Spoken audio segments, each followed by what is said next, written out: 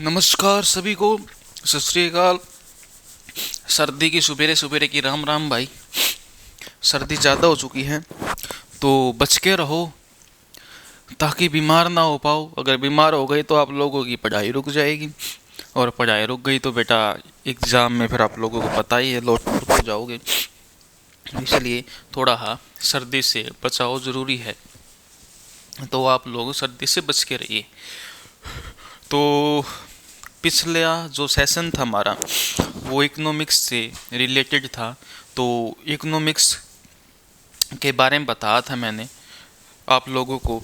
और इकोनॉमिक्स की बात करें, इकोनॉमिक्स में पिछले सेशन में सेक्टर यानी कि क्षेत्र चल रहे थे हमारे, जिसमें मैंने क्षेत्र को 3 भागों में बांटा था।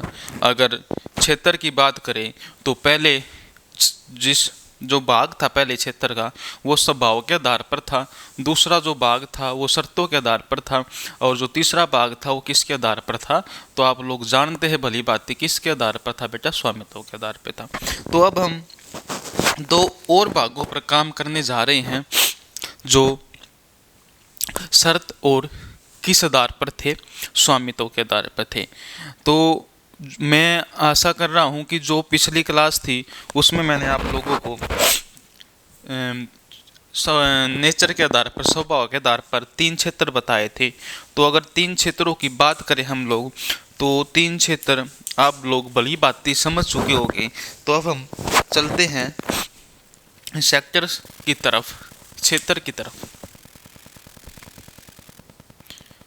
क्षेत्र की तरफ। क्षेत्र कितने भागों में बटे हुए हैं? 2 भागों में, सॉरी 3 भागों में। अगर पहले भाग की बात करें तो पहला पार्ट क्या क्षेत्र का, स्वभाव यानी कि नेचर के आधार पर, स्वभाव के आधार पर। और दूसरे की बात करें बेटा तो दूसरा आता है किसके आधार पर, तो नेचर के बाद टर्म्स एंड कंडीशंस, शर्तों के आधार पर। और तीसरा आता है ओनरशिप, स्वामित्व के आधार पर। तो मैंने नेचर के आधार पर 3 क्षेत्र बताए थे आप लोगों को, जिसमें प्राथमिक क्षेत्र, प्राइमरी सेक्टर, और द्वितीयक क्षेत्र, सेकेंडरी सेक्टर, और तीसरे नंबर पर टर्शियरी सेक्टर, तृतीयक क्षेत्र।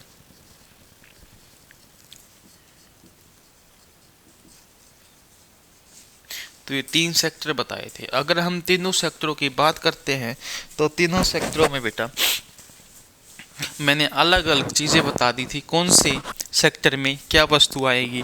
अगर हम मुख्यतः प्राथमिक पे ध्यान दें तो ये हमेशा कृषि, एग्रीकल्चर पर डिपेंड रहता है।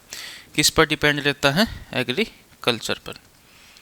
अगर हम बात करें किसकी, द्वितीयक की, तो ये इंडस्ट्रीज पर रहता है। किस पे? इंडस्ट्री, उद्योग पे क्या रहता है? डिपेंड रहता है।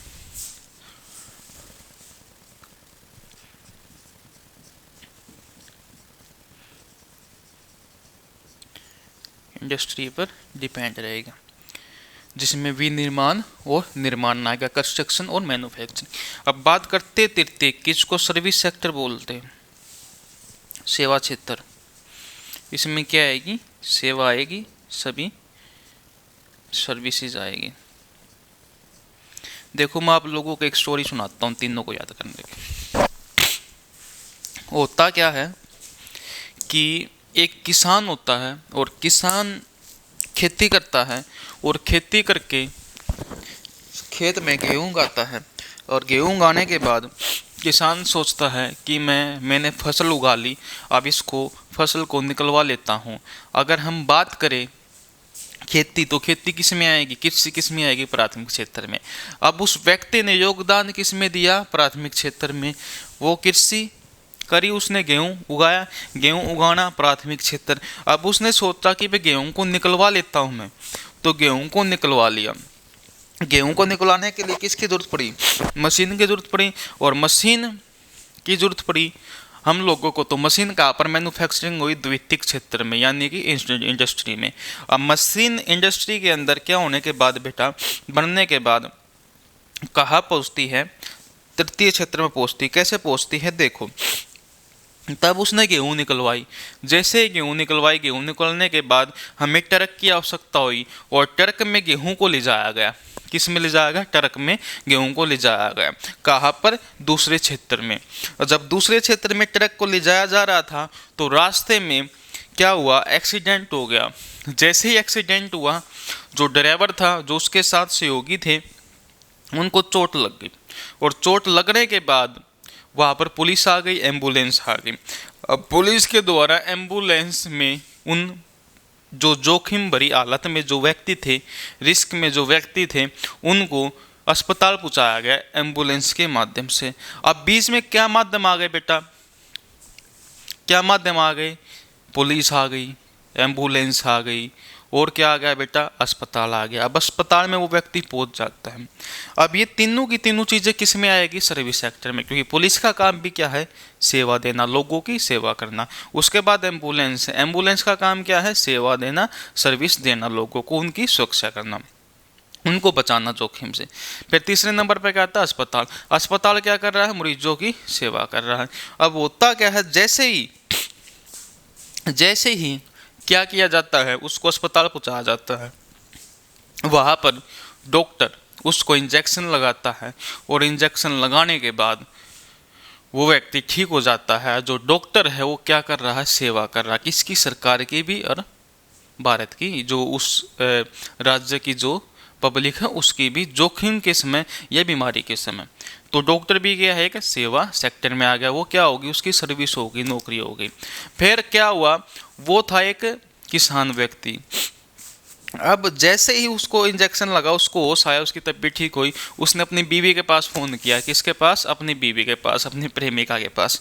तो प्रेमिका के पास जब वो फ़ोन करता है तो प्रेमिका से वो बात करता है कि मुझे पैसे चाहिए। किस लिए पैसे चाहिए? ऐसे ऐसे एक्सीडेंट हो गया और मैं अस्पताल में एडमिट हूँ। तो उसने अपनी प्रेमिका से बात करी। किस माध्यम से करी? कम्युनिकेशन से, संचार से। तो संचार भी क्या बेटा? एक सर्विस सेक्टर का उदाहरण है। फिर पैसे आए। कहाँ पर आए पैसे बेटा? अस्पताल में। और अस्पताल से उसको डिस्चार्ज मिल गया। डिस्चार्ज मिलने के बाद वो घर जाता, घर जाकर एक पैसों से दुकान खोलता। क्या खोलता? दुकान खोलता। तो दुकान भी किस में आई बेटा? सर्विस सेक्टर में, क्योंकि दुकान खोल ली उसने, परचून की, अब सामान बेचना शुरू कर दिया। तो किस में आई बेटा वो? तो तीसरे सेक्टर में आए। तो ये तीनों के तीनों क्षेत्रों के मैंने एक स्टोरी से बता दिया आप लोगों को। ये याद कर लेना, आप लोगों को तीनों के तीनों क्षेत्र क्या हो जाएंगे? क्लियर हो जाएंगे। अब बात करते हैं हम क्षेत्र की। तो टर्म कंडीशन के आधार पर दो भागों में बांटा जाता है, संगठित और असंगठित, ऑर्गेनाइज्ड एंड अनऑर्गेनाइज्ड। अब देखो इनमें क्या डिफरेंसेस है, थोड़ा सा डिफरेंस है, बेसिक सा। देखो,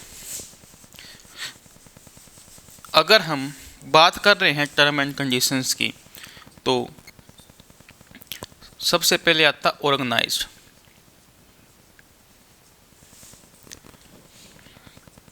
यानी कि संगठित।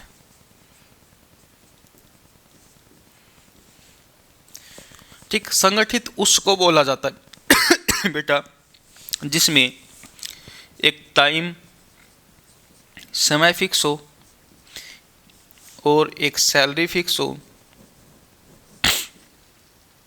वेतन फिक्स हो, और कुछ रूल क्या हो बेटा?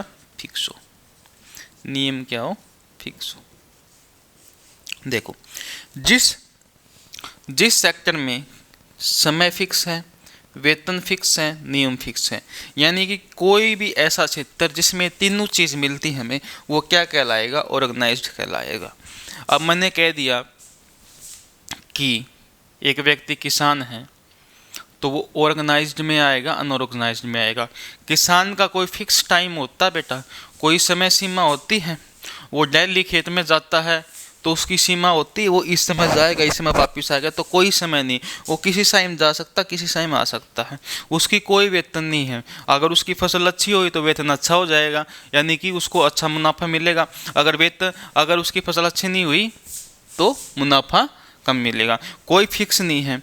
जिसमें ये तीनों चीज़ें क्या हो बेटा, फिक्स हो, उसको क्या बोलते हैं, संगठित। और कोई रूल है, कोई नियम है खेती को करने का, या खेती में जाने का, या फिर उसको समय पर देखने का, कोई रूल नहीं। तो ये जिसमें तीनों चीज़ें हैं उसको क्या बोलेंगे, संगठित बोलेंगे। अब दूसरे नंबर पर आती अनऑर्गेनाइज्ड। अनऑर्गेनाइज्ड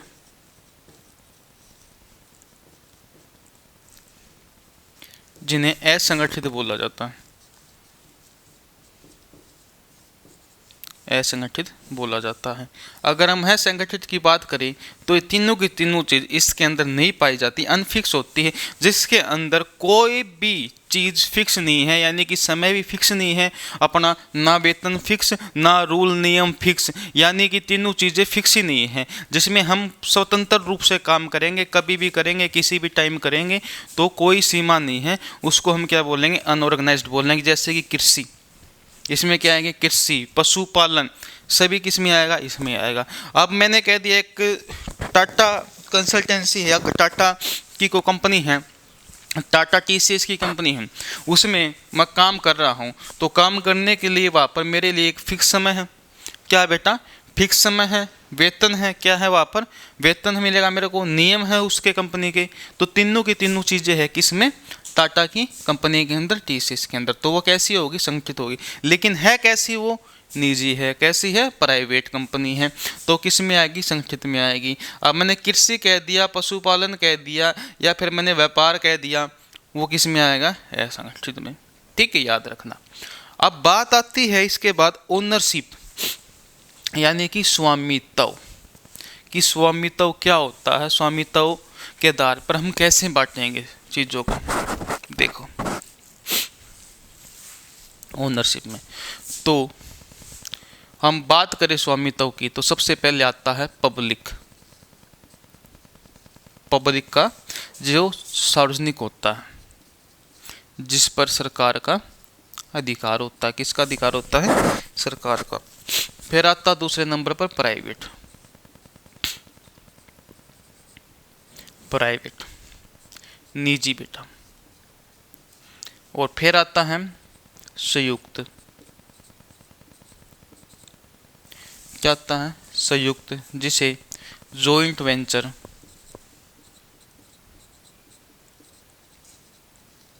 जॉइंट वेंचर, संयुक्त, या ट्रिपल पी मॉडल भी कहा जाता है। या फिर एक आता है सहकारी, कोऑपरेटिव।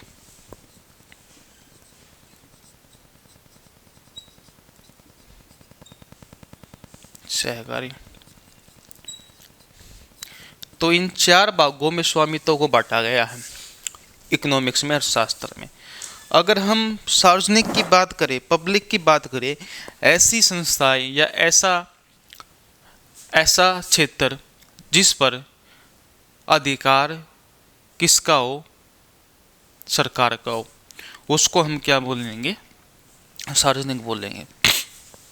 जैसे कि मैंने बोला, एक क्षेत्र है, जैसे कि अनाज मंडी है। अनाज मंडी का एक फिक्स टाइम है। क्या बेटा, फिक्स टाइम है, फिक्स टाइम पे खुलेगी, फिक्स टाइम पे बंद होगी। ठीक है, उसके अंदर एक व्यक्ति है, वो मूल्यों का क्या करेगा, मूल्य की सूची लगाएगा और रोज का अलग अलग दाम बनेगा। तो उसका क्या है, कि टाइम है, सैलरी है। सैलरी है ही नहीं उसके अंदर, तीनों चीज़ नहीं है, वेतन भी नहीं है। तो वो किस में आएगा, अनऑर्गेनाइज्ड में आएगा। अब वो असंगठित में आ गया, लेकिन क्षेत्र कौन सा, प्राथमिक का। लेकिन उसके ऊपर नियंत्रण किसका भाई, सरकार का। ऐसे ही कोई इंडस्ट्री है, यानी कि अंबानी ने कोई इंडस्ट्री खोली हुई है, रिलायंस जियो है। तो रिलायंस जियो की बात करें हम, कैसी है वह, अमानी की कंपनी है, क्या कर रही है, सीमों की मैन्युफैक्चरिंग कर रही है, कहाँ पर हो रही है, इंडस्ट्री के अंदर हो रही है, तो कहाँ पर आएगी, द्वितीयक में, और किस में आएगी, संगठित में, और संगठित में आने के बाद वह कहाँ पर जाएगी, प्राइवेट में। किसका अधिकार उस पर, प्राइवेट सेक्टर का। बेटा ये ज़रूरी नहीं है कि वस्तु कौन से क्षेत्र की है, वस्तु या फिर क्षेत्र इसका भी हो सकता है, इसका भी हो सकता है, इसका भी हो सकता है, और ये कोई ज़रूरी नहीं कि इस क्षेत्र का सिर्फ संगठित ही माना जाएगा या इस क्षेत्र का असंगठित होएगा। दोनों में से कौन सा हो सकता है, और इन चारों में से वो कौन सा हो सकता है, वो डिपेंड करता है किस पर, उसकी मैनेजमेंट पर, उस वस्तु या उस क्षेत्र के स्वभाव पर, वो कैसा स्वभाव दिखा रहा है हमको, उसके रूल्स रेगुलेशन क्या है, उसका टाइम क्या है, सारी चीज़ें कैसी बनी हुई है उसकी, तो उस पर हमेशा डिपेंड रहेगा। क्या बेटा, तो याद रखना सेक्टर। अब बात आती जॉइंट वेंचर की। आज के टाइम पे बेटा मोदी मॉडल में ये बहुत ज़्यादा चल रहा। क्या चल रहा है, मोदी के मॉडल में, यानी कि मोदी सरकार में ये ज़्यादा पॉपुलर है जॉइंट वेंचर। जॉइंट वेंचर एक ऐसा मॉडल है जिसकी हम बात कर रहे हैं, जिसको देखें तो इसको ट्रिपल पी मॉडल नाम दिया गया है, यानी कि पब्लिक प्राइवेट पार्टनरशिप। क्या बोलेंगे, पब्लिक प्राइवेट पार्टनरशिप। इतना नोट कर लो, फिर मैं एक बार ये ट्रिपल पी समझा देता हूँ आप लोगों को।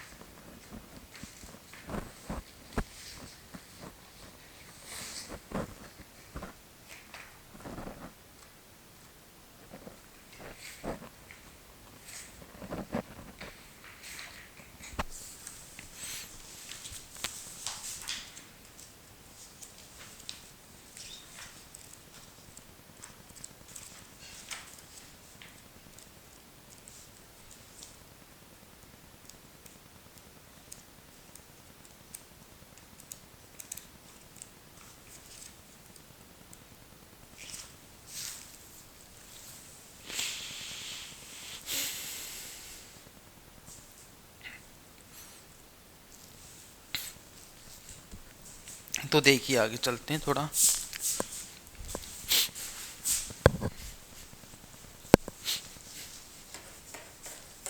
अब हम बात करने जा रहे हैं जॉइंट वेंचर पे।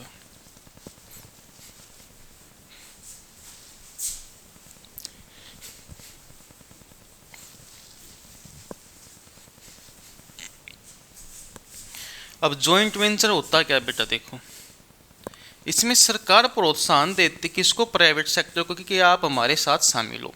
यानी कि किसी भी वस्तु की अगर हम बात करें या किसी भी क्षेत्र का, उसका हमें 100 मान के चलते। मैथ में भी कितना मानते हैं, अगर कोई सम वगैरह निकालते तो 100 मानते। क्या मानते, 100। तो उसको 100% मान लो, किसको, उस क्षेत्र को। अब हुआ क्या, सरकार ने ये कहा कि भाई एक रोड बनाना है अपने को। क्या बनाना है, रोड बनाना है। और रोड बनाने के लिए हमें किसकी आवश्यकता है, प्राइवेट सेक्टर की आवश्यकता है। प्राइवेट सेक्टर की क्यों आवश्यकता है, क्योंकि सरकार ने कहा अगर हम ये जो रोड बनाने का सारा जिम्मा है, अगर हम सरकार के कर्मचारियों के हाथ में दे देते हैं, सारा का सारा पैसा किसके हाथ में दे देते हैं, ठेकेदारों के हाथ में दे देते हैं, यानी कि किसके हाथ में दे देते हैं, सरकार के उन बड़े बड़े पदों वाले व्यक्तियों के हाथ में दे देते हैं जो रोड को बनाएंगे। तो उससे क्या हो जाएगा, करप्शन को बढ़ावा मिलेगा, भ्रष्टाचार को बढ़ावा मिलेगा। और ये होता आ रहा है। बजट 1,000 करोड़ का बनता है, रोड पर 200 करोड़ खर्च होते हैं। जब वो पैसे पहुंचते हैं नीचे तक, उस व्यक्ति के पास, जो ठेकेदार होता है, जो बनाता है उसको, वहाँ तक पहुँचते पहुँचते 200 करोड़ रुपए बचते हैं उसके पास। क्योंकि बीच में जो व्यक्ति, जो कड़ी होती है, वो धीरे धीरे उनका रेट फिक्स होता है, वो अपने अपने क्या कर लेते हैं, रिश्वत ले लेते हैं। तो सरकार ने कुछ बदलाव करना चाहा तो सरकार ने सोचा इसके अंदर प्राइवेट सेक्टर को शामिल कर लेते हैं। तो सरकार ने बोला कि 100% खर्चा आ रहा किसके ऊपर, एक रोड को बनाने के लिए, उसमें जो 51% की भागीदारी है वो पब्लिक की रहेगी, यानी कि सरकार की रहेगी। किसकी रहेगी बेटा, तो सरकार की रहेगी। बोला ठीक है, सरकार की रहेगी। अब 49%, 49% भागीदारी किसकी रहेगी, तो 49% भागीदारी प्राइवेट सेक्टर की रहेगी, लेकिन उसमें फिक्स नहीं है। अब 51% खर्चा किसने दिया उस रोड को बनाने के लिए, सरकार ने लगाया। बोला कि 51% खर्चा हम देंगे, जो लाइसेंस वगैरह है, जो जितने भी रूल्स वगैरह है, मजदूर है या सरकारी इंजीनियर है, हम खुद के खर्चे पे 51% के खर्चे पे 51% खर्चा हम देंगे, सरकार देगी आप लोगों को रोड बनाने के लिए। किसको, प्राइवेट सेक्टर में। तो प्राइवेट सेक्टर में हुआ क्या, 49% प्राइवेट सेक्टर को दे दिया इन्होंने। अब प्राइवेट सेक्टर में निजी क्षेत्र वाले लोगों ने क्या करा, इसमें से 20% टाटा के पास चला गया। टाटा ने कहा जो ये 20% है, इस पर 20% मैं खर्च करूंगा, यानी कि सरिया, जितना भी सरिया लगेगा और स्ट्रक्चर बनेगा, लो वगैरह की जितनी भी हमें मटेरियल की जरूरत पड़ेगी, जो अंदर की सरिया वगैरह, जैसे कि टाटा टिस्कोन का सबसे उच्च कोटि का सरिया होता है, तो वो मैं दूंगा, जिस पे कितना परसेंट खर्चा लगेगा, 20%। अब 49 में से 20 गए, कितने बच गए बेटा, 19 बच गए। अब 19% खर्चा किसने ले लिया, बिरला ने ले लिया। बिरला ने कहा 19% खर्चा मैं करूंगा यूज, यानी कि जितनी भी सीमेंट, रेती, बजरी, क्रेशर, जो भी मेटेरियल यूज होगा, यानी कि जो रॉ मटेरियल यूज होगा किसको, रोड को बनाने के लिए, उसको मैं दूंगा। तो कितने शेयर लूंगा मैं, 19%। अब कितने शेयर है, 20 टाटा के पास चलेगी, 19 इसके पास चलेगी, दोनों को मिला के निजी क्षेत्र में कितने हो गया योगदान, 49% का। सरकार के पास कितना है, 51% का। सरकार ने इंजीनियर दिए अपने दम पर, मजदूर दिए अपने दम पर, ऊपर का जितना खर्चा है मैन्युफैक्चरिंग, यानी कि कंस्ट्रक्शन का जितना भी खर्चा, निर्माण का, सारा किसने दिया, सरकार ने दिया। बनाने का काम किसने किया, इन लोगों ने किया। सरिया किसने दिया, इनने दिया। बिरला ने क्या दिया, सीमेंट दी। अब इसमें हुआ क्या, जिस रोड को बना के तैयार किया गया, कोई भी ऐसा रोड जिसको बनाकर तैयार किया गया है, तो उसको बनाने के बाद उसके ऊपर एक टोल लगा जाता है क्या लगा जाता है, टोल प्लाजा, टोल नाका लगा जाता है, जिस पर हर एक व्हीकल की क्या कटती है, पर्ची कटती है। क्या कटती बेटा, पर्ची कटती है, एक टोकन कटता है, इस रोड के ऊपर तुम लोग क्या कर रहे हो, जो अपना समाज है या फिर जो लोग है वे क्या चला रहे हैं बेटा, व्हीकल चला रहे हैं। तो व्हीकल चलाने के लिए उन्हें एक चिट, यानी कि पर्ची कटवानी पड़ती है। वो किसका खर्चा है, वो उस रोड पे बनाई, ये इतनी बढ़िया क्वालिटी इस रोड की, तो इसलिए आपको ये जो पैसा आप लोगों को देना पड़ेगा।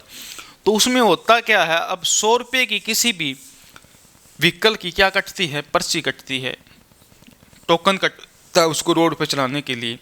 तो इस 100 में से 51 रुपया सरकार के पास में जाता है, और 100 में से 49 रुपया किसके पास जाएगा, प्राइवेट सेक्टर में। लेकिन कैसे जाएगा, कैसे जाएगा, इस 100 में से 19% बिरला का है, और इस 100 में से 20% किसका है, टाटा का है। तो इसमें जो प्राइवेट लोग जो भागीदारी कर रहे हैं, कौन कर रहे हैं, प्राइवेट लोग, यानी कि निजी क्षेत्र के जो लोग भागीदारी कर रहे हैं, वे कितना शेयर ले रहे हैं, 20 और 19, 100 में से 20 रुपये और 19 रुपये किसके खाते में जा रहा है, इन दोनों के व्यक्तियों के खाते में जा रहा है।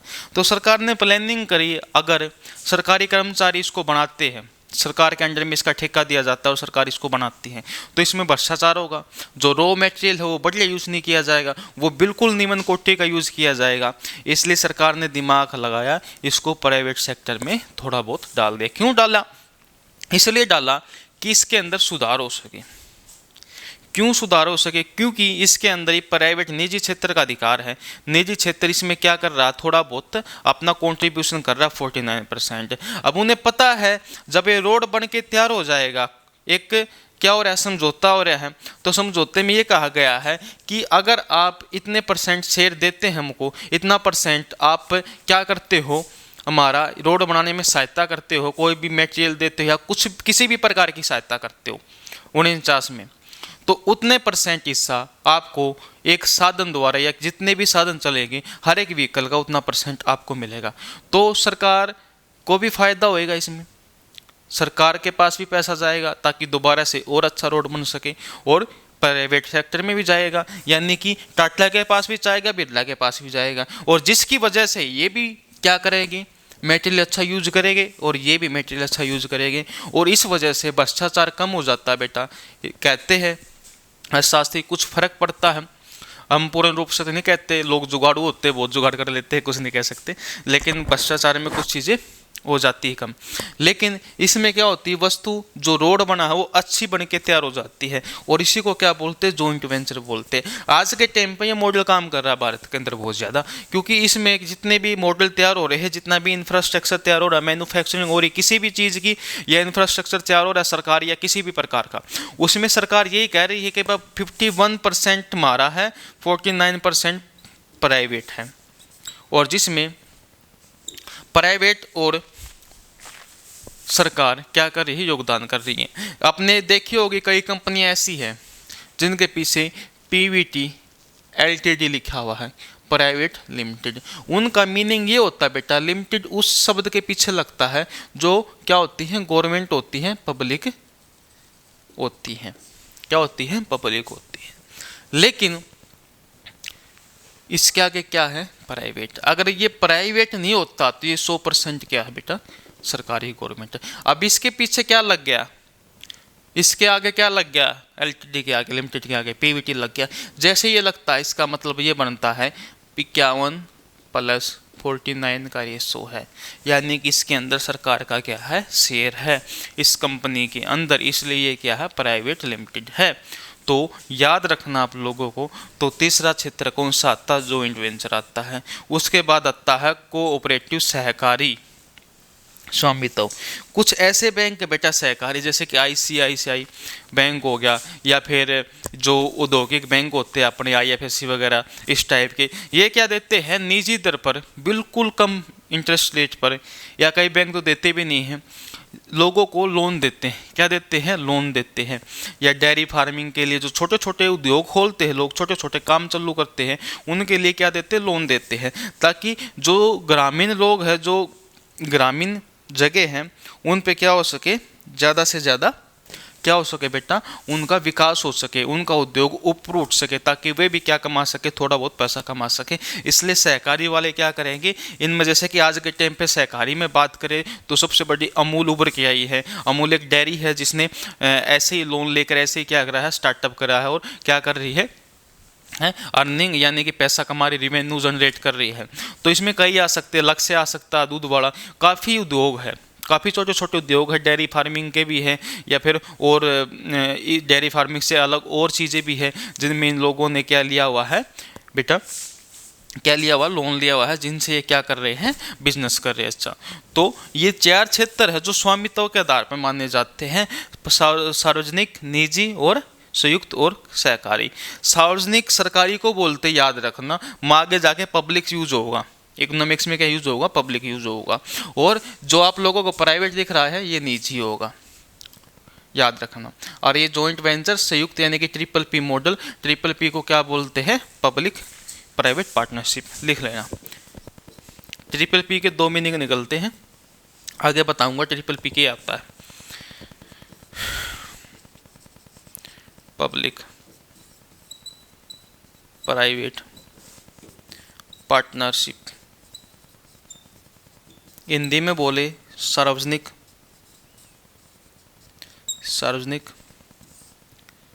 निजी साझेदारी। ठीक है, तो ये ट्रिपल पी मॉडल है, आज के टाइम पे यूज हो रहा है। तो ये है बेटा अपने क्षेत्र जो मैंने आप लोगों को करवा दिए है। एक बार इतना उतार लीजिए बोर्ड से अच्छे से।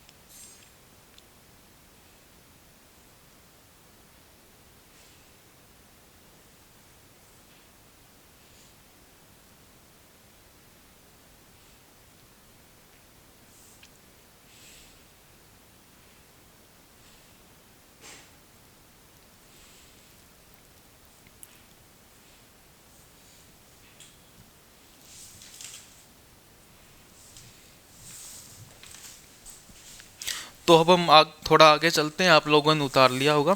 तो ये था अपना पहला चैप्टर, छोटा सा चैप्टर था किसका, इकोनॉमिक्स का, जो मैंने आप लोगों को पूरा करवा दिया है। इसके बाद मैं सोच रहा हूँ सेक्टर के बाद टॉपिक करवाने का अगला, जिसको 5 ईयर प्लान बोलते हैं या फिर जीडीपी बोलते हैं। दोनों में से कौन सा एक देख लेंगे, जो सा भी अच्छा लगेगा वही उठा लेंगे। अगर जीडीपी बोलोगे जीडीपी करवा देंगे, अगर 5 ईयर प्लान बोलेंगे तो 5 ईयर प्लान करवा देंगे। आप लोगों ने कमेंट करना है कमेंट सेक्शन में कि सर ये टॉपिक करवा दिया जाए, मैं वही टॉपिक करवा दूंगा आपको इकोनॉमिक्स में। जीडीपी बोलोगे पहले जीडीपी करवा दूंगा, अगर 5 ईयर प्लान बोलोगे तो 5 ईयर प्लान भी करवा दिया जाएगा। ये ऐसे टॉपिक है बेटा, ये थोड़ा स्टैटिक सा पोर्शन होता है इनका, ये एग्जाम में पूछे जाते हैं। लेकिन थोड़ी ही जो एसएससी होती है ना, वो अभी वो क्या कर रही है, माइक्रो पे काम कर रही है बहुत ज़्यादा। क्या कर रही है, माइक्रो पे। अगर हम स्टेट एग्जाम की बात करें तो मैक्रो आती है, स्टेटिक पोर्शन आके काम चल जाएगा। लेकिन माइक्रो आ रही है, और माइक्रो का ऐसा पर्सन आ रहा है बच्चों को ये समझ में नहीं आ रहा कि ये क्वेश्चन इकोनॉमिक्स का है, हिस्ट्री का, पॉलिटी का, कौन से सब्जेक्ट का है। ऐसा क्वेश्चन आ रहा है जिसका सर नहीं है पैर नहीं है। और वे क्वेश्चन कहाँ से उठ रहे हैं, डिमांड एंड सप्लाई से उठ रहे हैं, मांग की लॉस से उठ रहे हैं। ये सारा किसका पोर्शन है, माइक्रो का पोर्शन। या फिर बाजार से उठ रहे हैं, मार्केट से, मोनोपोली, या फिर यूटिलिटी से उठ रहे हैं। बच्चे कंफ्यूज हो रहे हैं, तो टेंशन लेने की कोई बात नहीं है। माइक्रो आप लोगों को भी करवाई जाएगी अच्छे से, जिसमें हर एक पॉइंट आप लोगों को समझाया जाएगा, ताकि एग्जाम में माइक्रो आए या मैक्रो आए आप लोग मार ना खाए। तो अगला टॉपिक मैं पहले ये सोच रहा हूँ, जो इकोनॉमिक्स का जो स्टैटिक पोर्शन है वो एक बार कंप्लीट कर दिया जाए। जैसे कि सेक्टर्स है, जीडीपी है, आपको जीडीपी समझानी है, जीडीपी में जीएनपी, एनएनपी, एनडीपी, ठीक है, ये सभी चीज़ें आप लोगों को पता होना चाहिए। पीसीपी क्या होती है, सारी चीज़ें बतानी है आप लोगों को। और जीवीए क्या होता है, ये सारी जीडीपी के अंदर आएगी, सभी बताएंगे आप लोगों को। उसके बाद 5 ईयर प्लान, 5 ईयर प्लान की बात करें तो 5 ईयर प्लान में 12 की 12 पंचवर्षीय योजना, ठीक है। और 12 के बाद फिर आपको नीति आयोग करवाना है। कौन सा आयोग करवाना है, नीति आयोग करवाना है। कुछ शेयर मार्केट भी करवानी है, जिसमें सेंसेक्स और निफ्टी वगैरह आप लोगों को समझाना है अच्छे से। और फिर जो स्टैटिक पोर्शन में आता है आप लोगों को पता ही है, नेशनल इनकम वगैरह आ गया, स्टॉक एक्सचेंज आ गया, चेक आ गया, या बैंकिंग सिस्टम आ गया, या फिस्कल पॉलिसी आ गई। ये सभी चीज़ें आप लोगों को अच्छे से करवाई जाएगी सिलेबस में, जो स्टैटिक पोर्शन है, कोई दिक्कत वाली बात नहीं है। और आप लोगों को अब ये टॉपिक करवा दिया गया है कंप्लीट। अब हम अगले इस टॉपिक पे जाएंगे। तो आप लोगों को क्या करना है, टेलीग्राम पर जाना है, जिस पे टेलीग्राम चैनल का नाम है हिस्ट्री बाय शिवम सर, उसमें जाना है। खोल कर वहाँ पर कमेंट करना है, सर जीडीपी करवा दो या 5 ईयर प्लान करवा दो, या युवा बूस्टर एकेडमी के प्लेटफॉर्म पर जाना है, जैसे कि टेलीग्राम चैनल भी हैं, फेसबुक पे भी चैनल है, आपको जहाँ पर अच्छा लगे वहाँ पर कमेंट कर देना, या इस क्लास के कमेंट बॉक्स में यूट्यूब पर क्या कर देना, कमेंट कर देना, सर जीडीपी शुरू करवा दो या 5 ईयर प्लान शुरू करवा दो। जौन सा बोलोगे मैं आप लोगों को वही करवा दूंगा। तो अपना ये क्या हो गया, कंप्लीट हो गया। अगली क्लास में देखते हैं, आप जो बोलेंगे वही करवा दिया जाएगा, जिसके कमेंट आएंगे, जिस टॉपिक के सबसे ज़्यादा कमेंट वही टॉपिक स्टार्ट। तो आज के लिए इतना ही। सर्दी से बच के रहो, पढ़ते रहो, आगे बढ़ते रहो, अपने माता पिता का सम्मान करते रहो। तो धन्यवाद, थैंक यू बेटा, आज के लिए इतना ही।